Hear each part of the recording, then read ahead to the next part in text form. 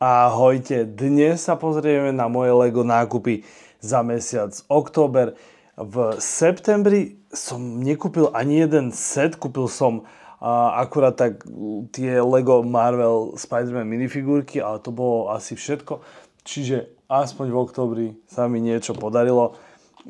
Kúpil som si tento LEGO Marvel set, keďže je tu Ultron. Ultrona v zbierke ešte nemám. A plánujem si kúpiť aj ten Avengers Quinjet, v ktorom je Ultron, ale ja som si všimol, že tam je iný Ultron, tak som si povedal, že OK, aspoň za tých 8 eur, či koľko ma to stálo. Dokupoval som to ku ďalšiemu z týchto setov, len aby som sa dostal cez určitú cenovú hranicu. Som si povedal, OK, prečo nie, aspoň budem mať aj túto minifigurku alebo verziu Ultrona. Ďalšie dva sety by som povedal.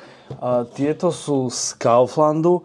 A vlastne teraz začala nedávno akcia, kde si ich viete kúpiť za 50% zľavu, 50% z pôvodnej ceny, čiže nie je to až taká bláznivá cena, ale tento set sa myslím, že predáva za nejakých okolo 15-18 eur, bol za tuším 12,50 a tento set bol za 15 eur v akcii, ale už som ho videl aj za 20-22, čiže nie je to bláznivá zľava, ale predsa len je to zľava. Oba tie sety pôjdu ako darčeky, čiže nehovorte nikomu, že som ich kúpil.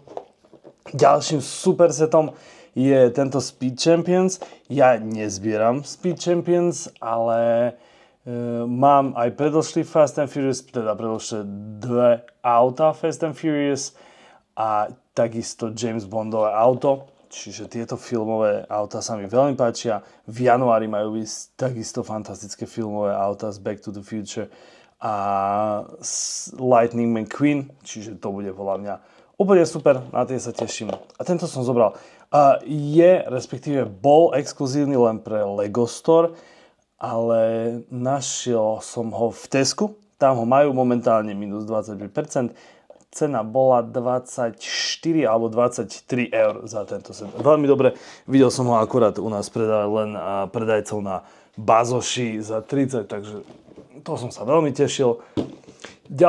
Tento set mám dvakrát a takisto nemuseli by ste to hovoriť mojim chlapcom, aby mali prekvapenie. Je to Minecraft adventný kalendár.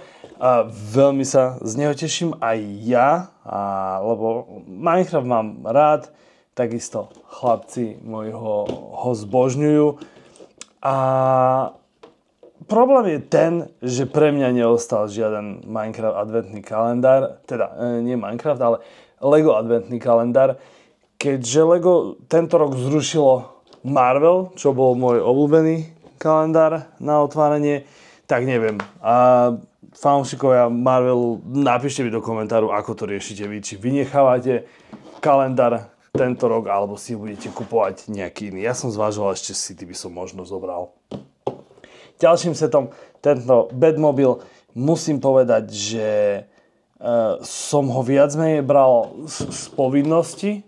Zbieram Batman Lego, páčil sa mi, ale nebol som z neho nadšený až tak veľmi.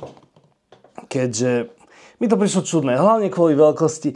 Tá veľkosť toho Batmobilu je podľa mňa od veci. Neviem, prečo ho nespravili malú verziu, ako boli vlastne aj predošlé Batmobiles, alebo obrovský. Ale potom, čo som ho doskladal, ja som odbehol po samotný model, už ho mám poskladaný. Ja musím povedať, že je fantastický. Strašne sa mi páči, vôbec mi nevadí veľkosť tohto modelu, čiže aj v blízkej budúcnosti spravím recenziu.